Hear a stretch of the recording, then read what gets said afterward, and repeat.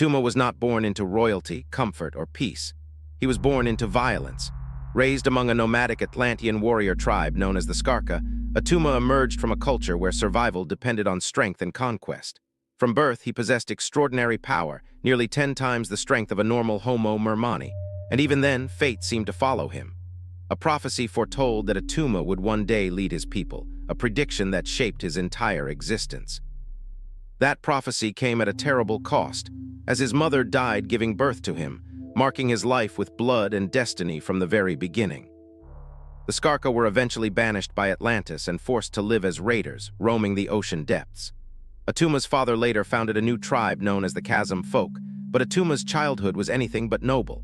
He was enslaved by the tyrant Rorak and forced to work in ancient undersea mines. The labor was brutal, designed to break spirits and bodies alike, yet Attuma survived. The suffering hardened him, turning pain into rage and rage into ambition. In time, Attuma led a revolt, slaughtered Rorak's enforcers, and escaped with his people. From that moment forward, Attuma was no longer a survivor, he was a conqueror. As he rose to power, Attuma became a barbarian chieftain feared across the seas. He married Lady Jelva and fathered a daughter, Andromeda. But Attuma's obsession with strength corrupted even his bloodline. Ashamed that his firstborn was female, he cast Andromeda out, forcing her to survive alone. This act would one day come back to haunt him. When Namor, the submariner, returned to reclaim his throne after years of wandering the surface world with no memory of his past, Attuma saw opportunity.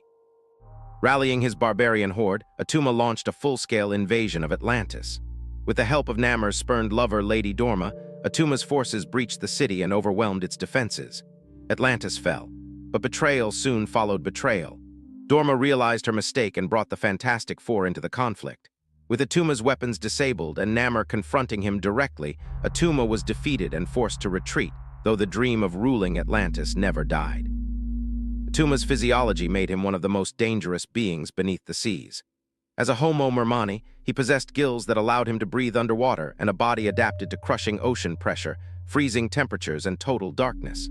Later genetic enhancements elevated him further, allowing him to lift over 85 tons, breathe indefinitely on land, and swim at speeds exceeding 60 miles per hour. Even before enhancement, Attuma could overpower most surface heroes underwater.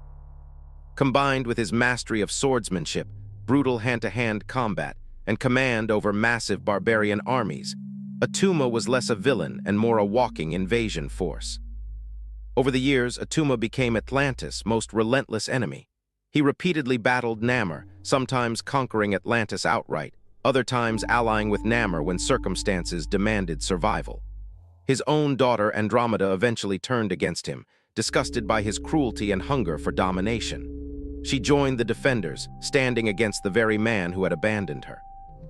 Attuma, meanwhile, expanded his influence, commanding barbarian legions under lieutenants like Lord Arno and enslaving powerful beings such as Tyrak. He forged alliances with Orca, Krang, Byra, and assembled the Deep Six to safeguard his rule. When Atlantis proved resistant, Attuma turned his attention to the surface world. Attuma's encounters with surface heroes were catastrophic.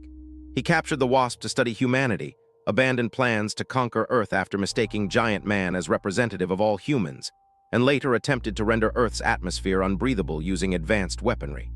He flooded cities, built Earth borers to destroy Manhattan, enslaved heroes, manipulated politics, and repeatedly clashed with the Avengers, the Fantastic Four, the Defenders, Alpha Flight, and even Doctor Doom.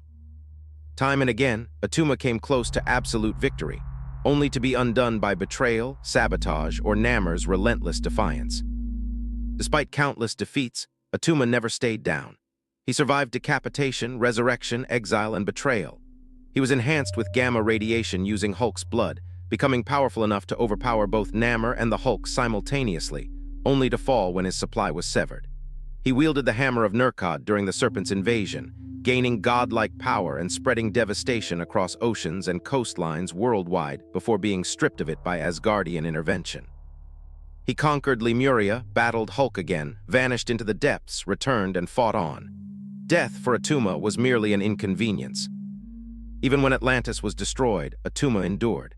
He colonized new cities, fought over resources, allied with Namor against external threats, and defended Atlantis from enemies like the Squadron Supreme, only to be decapitated yet again and later resurrected. Through it all, Attuma remained unchanged at his core. He did not seek peace, redemption, or understanding. He sought conquest. To Attuma, mercy was weakness, compromise was failure, and power was the only truth. Attuma is not a madman. He is not a simple brute. He is the embodiment of barbarian will, the belief that the strong are destined to rule and the weak exist to be crushed. He has lost Atlantis more times than he has conquered it, yet he always returns. Because Attuma does not fight for victory alone. He fights because conquest defines him. And as long as oceans rage, empires fall, and war exists beneath the waves, Attuma will rise again, unchained, unbroken, and unrepentant.